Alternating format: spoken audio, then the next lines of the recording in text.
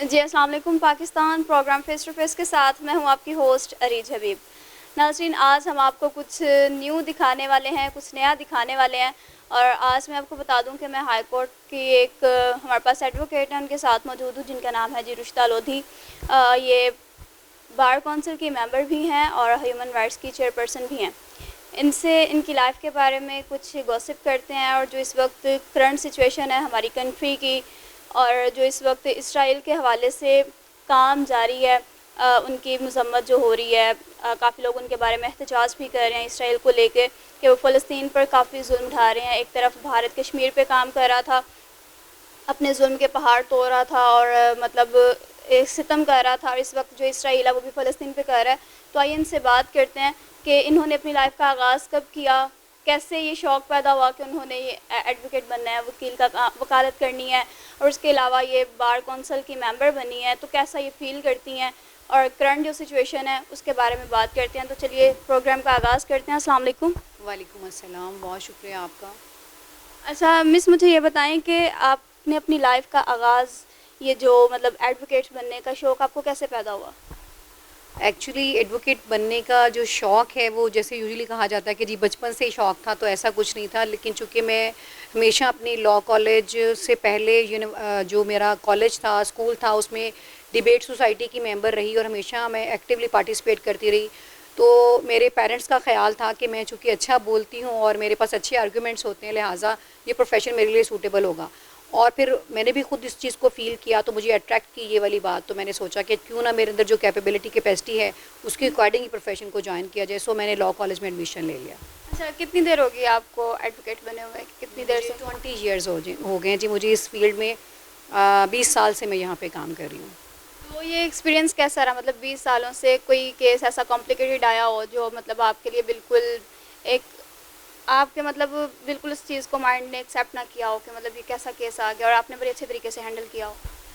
जी अल्हम्दुलिल्लाह मेरे पास बहुत सारा काम आया, मैंने बहुत सारा काम भी किया। और चूँकि मैं ख़ुद भी चैलेंजेस को पसंद करती हूँ, तो जब भी कोई कॉम्प्लिकेटेड केस आया उसको मैंने ज़्यादा तवज्जो और ज़्यादा मेहनत के साथ किया और अल्हम्दुलिल्लाह कामयाबी भी हासिल की है। और मैं ये समझती हूँ कि एक वकील का काम ये नहीं है कि वो जाए और ज़रूर रिलीफ ही लेके आए कोर्ट से। वकील का काम ये है कि उसके पास जो भी केस आता है उसको पूरी कंसंट्रेशन, मेहनत और जितनी उसके अंदर कैपेसिटी और कैपेबिलिटी है उसको ब्रुए कार लाते हुए वो अपना केस प्लीड करे। फिर फैसला तो कोर्ट ने करना होता है। ठीक हो गया।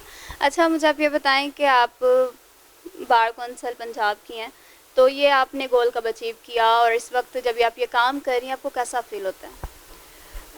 ऐसा है कि जी ये जो बार काउंसिल है हमारा, ये एक स्टैट्यूटरी बॉडी है और ये वकला की लॉयर्स वेलफेयर के लिए काम करती है। और उसके अलावा जितनी भी न्यू लॉयर्स आते हैं उनकी जो इनरोलमेंट होती है या फिर उनके लाइसेंस जब कैंसिल किए जाते हैं तो इस बॉडी के पास ये अथॉरिटी है। और जितनी लेजिस्लेशन आपकी पार्लियामेंट में होती है उसका कह लें कि ये फ़र्स्ट फोरम है जहाँ पर ये सारी लेजिस्लेशन की जाती है। और चूँकि मैं हमेशा बार पॉलिटिक्स में पार्टिसिपेट करती रही, हमारा एक अच्छा अपना पॉलिटिकल ग्रुप है दोस्तों का, उस ग्रुप ने मुझे रिकमेंड किया कि आपको इलेक्शन कंटेस्ट करना चाहिए। और मेरी खुद भी इसमें मर्ज़ी शामिल थी। सो चूँकि मेरे हस्बैंड भी एडवोकेट हैं, उन्होंने मुझे सपोर्ट किया इस हवाले से मैंने ये इलेक्शन कंटेस्ट किया।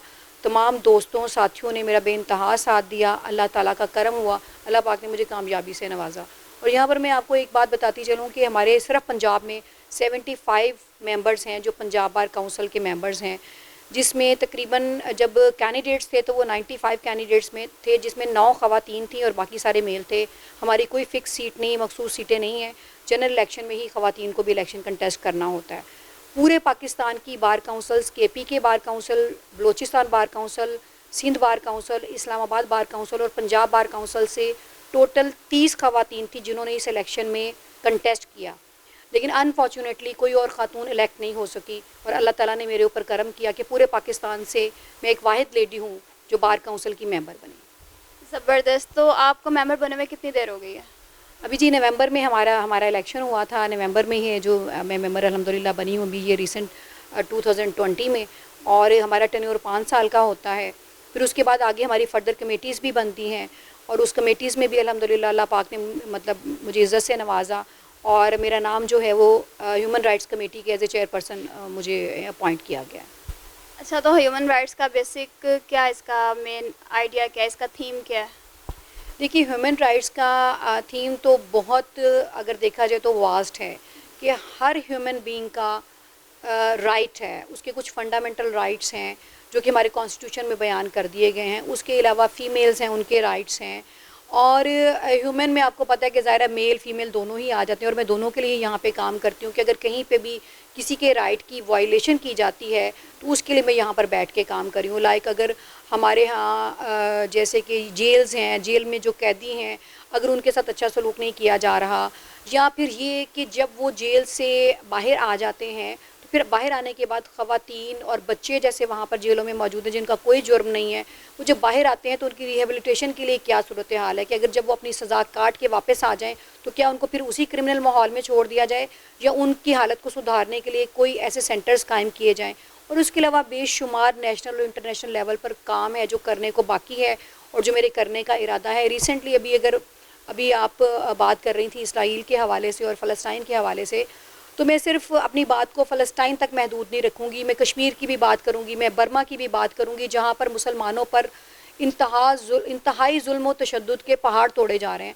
और उसकी वजह क्या है? मैं ये समझती हूँ कि यूएनओ को जो चार्टर्ड है वो किसी भी फ़र्द को उसके रंग, नस्ल या मज़हब की बुनियाद पर डिस्क्रिमिनेशन की इजाज़त नहीं देता। तो क्यों मुसलमानों पर उनके मज़हब की वजह से जुल्म व तशद्दुद का पहाड़ तोड़ा जा रहा है? मैंने इसको कंडेम किया है। मेरी रिसेंटली प्रेस रिलीज़ भी जारी हुई है जिसमें मैंने यही वाली बात की है कि मैं जितने हमारे बर्मा के मुसलमान हैं, फ़लस्तीन के मुसलमान हैं और कश्मीरी मुसलमान हैं, और इवन हर वो शख्स जिसके साथ जुल्म किया जा रहा है उसका मज़हब से कोई ताल्लुक़ नहीं है, मैं उनके साथ खड़ी हूँ। अगर अगर किसी ऐसे शख्स के साथ भी जुल्म हो रहा है, उसकी ह्यूमन राइट की वायलेशन हो रही है, जो मुस्लिम नहीं है, माइनॉरिटी में है, मैं उसके भी साथ हूँ।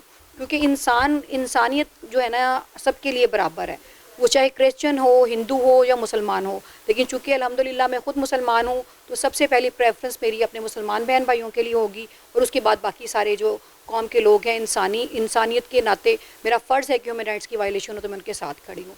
अभी रिसेंटली मैंने इसके ऊपर एक रिक्वेजिशन तैयार की है, इंशाल्लाह जल्द ही वो आप लोगों को मीडिया तक पहुंचेगी कि मैं यूएनओ ऑफिस में अपने पंजाब बार काउंसिल के प्लेटफॉर्म से, अगर मेरा हाउस इजाज़त देता है और तमाम मेंबर्स इस पर एग्री करते हैं, तो हम अपनी रिक्वेजिशन लेकर यूएनओ ऑफिस जाएंगे और वहाँ जाकर अपनी याददाश्त पेश करेंगे फ़लस्तीन के हक़ में, और इसराइल के अगेंस्ट अब अपना एहतजाज रिकॉर्ड करवाएंगे इंशाल्लाह ताला। इंशाल्लाह।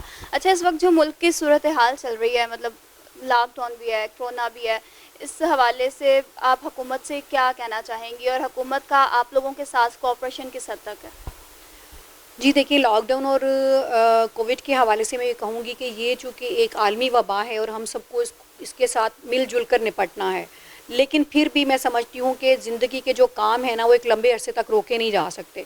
हमें चाहिए कि हम अपने हर डिपार्टमेंट में ऑनलाइन फैसिलिटीज़ प्रोवाइड करें, ताकि बहुत सारा ऐसा काम है जो हम घर बैठे या अलग अपने कमरों में बैठ के भी उसको कर सकते हैं। इस मामले में अभी तक अनफॉर्चुनेटली हमारे मुल्क में ये सारा सिस्टम कायम नहीं है कि हर डिपार्टमेंट में ऑनलाइन काम की सहूलत मौजूद हो।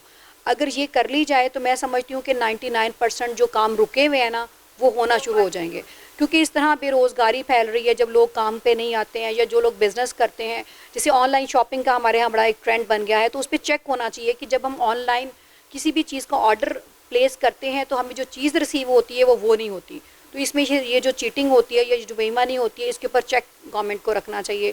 बाकी सारे इदारे हैं जैसे कि हमारी इवन जुडिशरी को ही अगर ले लिया जाए तो इसमें भी बहुत सारी चीज़ें ऐसी हैं जो हम ऑनलाइन अपने आर्गूमेंट्स भेज सकते हैं, लेकिन उसमें फिर बहुत सारे ऐसे मामलात आ जाते हैं कि जिसमें जो एक्यूज़्ड है या विटनेस है, जब उसकी शहादत होनी होती है या एविडेंस उसने रिकॉर्ड करवानी होती है, तो उसकी पूरी बॉडी लैंग्वेज भी जो है ना वो जो कोर्ट को देखना ज़रूरी होता है। लेकिन अगर हम अपने पूरे सिस्टम को अप टू डेट कर दें, वहाँ पर कैमराज हों, ऑनलाइन फैसिलिटीज़ हों, जैसे कि पूरी दुनिया में अब जूम पे मीटिंग्स हो रही हैं, हमारे यहाँ इसका ट्रेंड नहीं है, तो मैं समझती हूँ कि इस सिलसिले में हमें मज़ीद जिद्दत पैदा करने की ज़रूरत है और गवर्नमेंट को चाहिए कि इसके ऊपर गौर करें। अच्छा, प्रिजनर्स की जैसे अभी आपने बात की थी कि कैदियों के हवाले से, उनके लिए आपने कोई ऐसे सेंटर्स बनाए हैं? चंद एक का नाम अगर आप मेंशन करना चाहें, जहाँ पे वो क्रिमिनल्स जब अपनी वो सज़ा बिल्कुल काट चुके होते हैं और दैन उनको एक अच्छा इन्वायरमेंट हम लोग फ्राहम कर सकें। देखिए, अभी मैंने तो भी रिसेंटली ज्वाइन किया, मैं अभी कोई 2 माह पहले जो है वो मैं मेंबर इसकी ह्यूमन राइट्स कमेटी की चेयरपर्सन बनी हूँ, लेकिन सेंटर्स कायम करना पंजाब बार काउंसिल की रिस्पॉन्सिबिलिटी नहीं है। पंजाब बार काउंसिल की रिस्पॉन्सिबिलिटी ये है कि जो ऑलरेडी सेंटर्स बने हुए हैं उन सेंटर्स में जो वर्क हो रहा है उस पर चेक रखना, वहाँ पर जाके अपनी सजेशंस देना और वहाँ पर ये जाकर उनको बताना कि उनके लिए क्या काम किया जा रहा है और क्या अभी बाकी है जो किया जाना चाहिए। ये इंस्ट्रक्शंस तो हम दे सकते हैं, उसको चेक भी कर सकते हैं, लेकिन अभी ऐसे कोई सेंटर्स वगैरह पंजाब बार काउंसिल के तवसत से या इस प्लेटफॉर्म से नहीं बने हैं। ठीक हो गया। थैंक यू, बहुत बहुत शुक्रिया, आपसे बहुत अच्छा लगा बात करके। नाज़रीन, जैसा कि आप जानते हैं कि मेरे साथ रुशिदा लोधी मौजूद थी जो कि एडवोकेट हैं और इसके अलावा माशाल्लाह बहुत अच्छा वर्क कर रही हैं और अभी कुछ ही अरसा हुआ है उन्हें ये सीट संभाले हुए और माशाल्लाह वकालत के हवाले से बात की जाए तो वो 20 साल से प्रोफेशन में मौजूद थी हैं और काम कर रही हैं। तो इसी के साथ हमारे प्रोग्राम का वक्त अपने इख्तिताम को है, तो आपसे फिर मुलाकात होगी एक नए प्रोग्राम के साथ। तब तक के लिए अपनी होस्ट अरीज हबीब को दे इजाज़त। अल्लाह हाफिज़। पाकिस्तान जिंदाबाद।